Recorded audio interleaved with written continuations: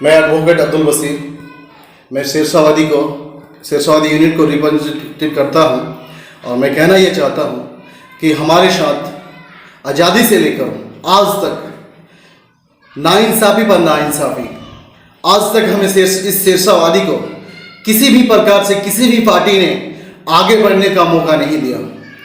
आज मैं 2020 पे मैं अख्तरुल ईमान साहब से बोलना चाहूँगा, मैं अकबरुद्दीन ओवैसी से बोलना चाहूँगा, अकबरुद्दीन ओवैसी से बोलना चाहूँगा कि आप हमारे शेरशाहवादी के साथ किशनगंज अंचल के अंदर जो 6 सीट आता है, 6 सीट में से हम सिर्फ और सिर्फ 1 सीट की मांग करते हैं कि हमें 1 सीट दिया जाए।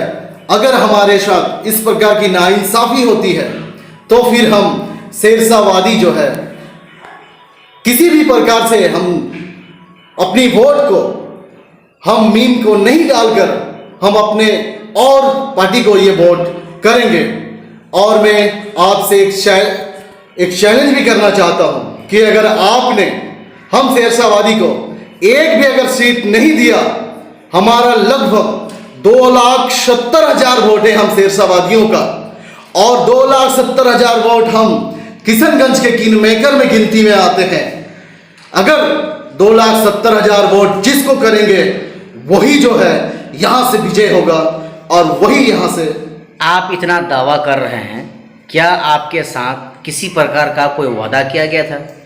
जी, हमारे साथ जो है जब एमपी इलेक्शन में, पार्लियामेंट्री इलेक्शन में, जब असदुद्दीन ओवैसी साहब हमारे दफ्तरी होटल में आए थे, हमारे साथ अब्दुल गफूर साहब थे और भी बहुत सारे शेरशाहवादी यूनिट के लोग थे और वो सारे यूनिट के सामने असदुद्दीन ओवैसी साहब हम हर लोगों से वादा किया था कि आप इस बार अख्तरुल ईमान साहब को जिताएं।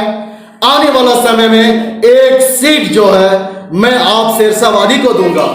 अगर अख्तरुल ईमान साहब इसको अगर उसको ध्यान में है, अगर उसको कहना चाहिए कि जो असदुद्दीन ओवैसी साहब हमारे लिए बोले थे, हम शेरशाहवादी के लिए बोले थे, वही बात आज करे। वरना हम जितने भी शेरशाहवादी हैं हम हर घर पे जाएंगे, गमछा पहन के जाएंगे, उसके बाद नहीं खा के जाएंगे, हम साइकिल से जाएंगे, मगर हम अपनी वोट को दूसरे पार्टी को दिलवाएंगे। अगर हमारे साथ अख्तरुल ईमान साहब नहीं सीट दिया तो हम ये सारा काम करने वाले हैं। कहाँ से आप सीट का दावा कर रहे हैं? जी, मैं सीट का दावा कर रहा हूं ठाकुरगंज विधानसभा नंबर 53, जहां से अमीरुल हक हमारे शेरशाहवादी के सबसे चाहते, सबसे लगानशील, सबसे ज्यादा एजुकेटेड और आज के डेट में हम शेरशाहवादी को बोलने जैसा कैंडिडेट चाहिए और बोलने के लायक ही कैंडिडेट वो है। अख्तरुल ईमान साहब जिस हिसाब से बोलते हैं, अमीरुल हक का भी उसी हिसाब का बोलने का है। जब आपके अगर मुंह पे बोली है तो आप कुछ भी कर सकते हैं, जिसके मुंह पे बोली नहीं अगर आप उसको वोट देते हैं तो इस हिसाब का जो है आप कुछ भी कर सकते हैं, क्योंकि अमीरुल हक के अंदर वो टैलेंट है। मैंने देखा है कि वो कई ऐसे मीटिंग में गए हैं, कई ऐसे भाषण दिए हैं, कई ऐसे समाज के काम में हाथ बटाए हैं जिससे अमीरुल हक साहब सबसे आगे आते हैं। क्या आप बोलना चाहेंगे सदर बिहार अख्तरुल ईमान को? जी, मैं सदर बिहार अख्तरुल ईमान साहब से यही बोलना चाहूंगा कि जिस हिसाब से आरजेडी, जदयू और भी बहुत सारे पार्टी हैं, कभी भी हम शेरशाहवादी को याद नहीं किया। अगर इस हिसाब का दोबारा हमारे साथ नाइंसाफी किया जाता है मीम के तरफ से भी, तो इस बार हम लोग एकजुट होकर मीम को वोट नहीं देने का काम करेंगे और हम लोग उसी को वोट देंगे जो हमारे साथ और हमको टिकट देगा, हम उसी को वोट देने का काम करेंगे। अगर बाय द वे टिकट आपके हक में फैसला कर दिया जाता है तो ऐसे में आप क्या करेंगे?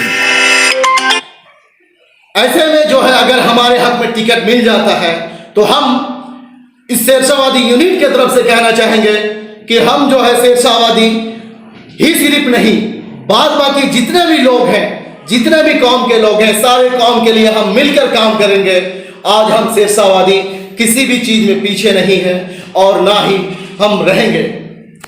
रिजवान साहब, एक बात और सुन ले मेरी कान खोल के, कि अगर इस बार हमें मीम के तरफ से टिकट नहीं मिलता है और जब पार्लियामेंट्री इलेक्शन आएगा, हम ही वो इंसान होंगे, हम ही वो शेरशाहवादी यूनिट के लोग होंगे जो कि आपको जिताने का काम करेंगे। पिछले बार मानते हैं कि किसी हिसाब से आप नहीं जीत पाए, मगर इस बार अगर हमारे शेरशाहवादी को टिकट नहीं दिया जाता है तो हम लोग पार्लियामेंट्री के इलेक्शन में आपको 2,80,000 समथिंग जो शेरशाहवादी का वोट है, वो वोट आपको हम लोग किसी भी हालत में नहीं देंगे और किसी भी हालत में नहीं देंगे। और हम लोग यही वोट को इस्तेमाल करेंगे अपनी ताकत के लिए और हम आगे बढ़ेंगे। अख्तरुज्जमान साहब, आप सुन लीजिए, मैं आपसे यही कहना चाहूँगा कि आप और सब पार्टी के जैसा नाइंसाफी शेरशाहवादी यूनिट के साथ ना करें।